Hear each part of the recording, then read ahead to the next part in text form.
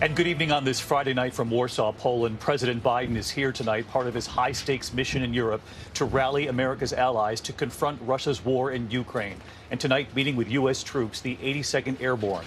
But we begin tonight with the breaking headline, Russia tonight signaling what could be a major shift in the war, a narrowing of its objectives after suffering setbacks, particularly outside the capital of Kyiv.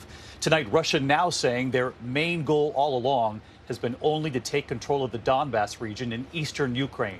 Tonight here, what the Pentagon believes is driving this. Now, all of this playing out after Russia claims to have bombed a major fuel depot with cruise missiles fired from the sea, claiming that depot outside the capital was supplying Ukrainian forces. And in another major development tonight, a senior U.S. defense official now says Russian forces that had taken control of the city of Kherson are no longer in full control of that city. Tonight, civilians repeatedly targeted in Kharkiv, an attack on people lining up for humanitarian aid and food, killing at least 6. And these searing new images tonight from the devastated city of Mariupol. After Russia's relentless attacks, tens of thousands still trapped in that city with little food, water, or power. And the images just now emerging online tonight from the moments after the missile strike of that theater in Mariupol.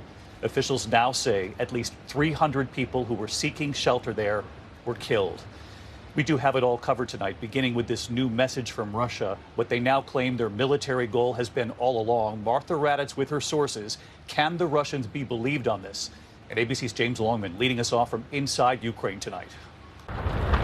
Tonight, Russia now signaling a major change in Ukraine after facing significant setbacks, now appearing to be reframing its mission. The Russian Defense Ministry seeming to significantly scale back its objectives, saying the main goal of the invasion now is to take control of the Donbass region in eastern Ukraine.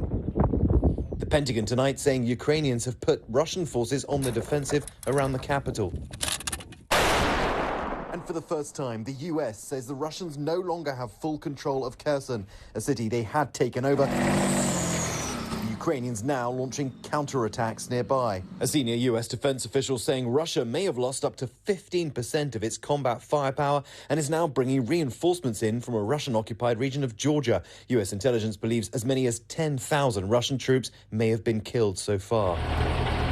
While Russia says it's refocusing its occupation on the Donbass region, this Mariupol official challenging what the Russians are now saying. He says he doesn't believe them. It's a lie. They want much more.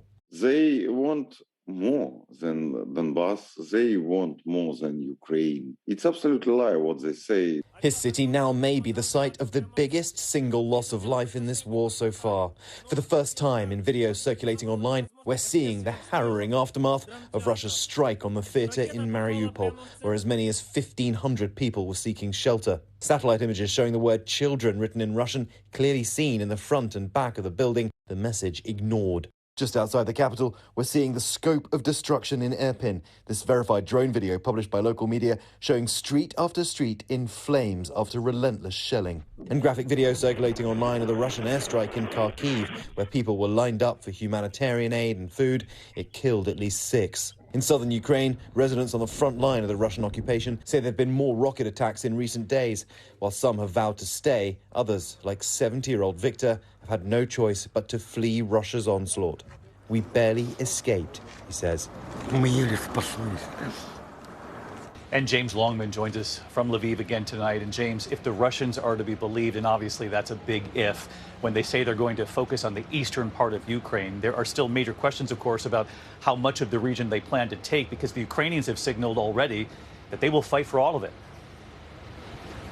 Well, that's right, David. 2/3 of that region is contested. So does Russia now pour all its energy into taking the entire area? And Mariupol, all signs point to Russia permanently occupying that city. Ukraine has been well armed and resourced by the West, and they have no intention of backing down.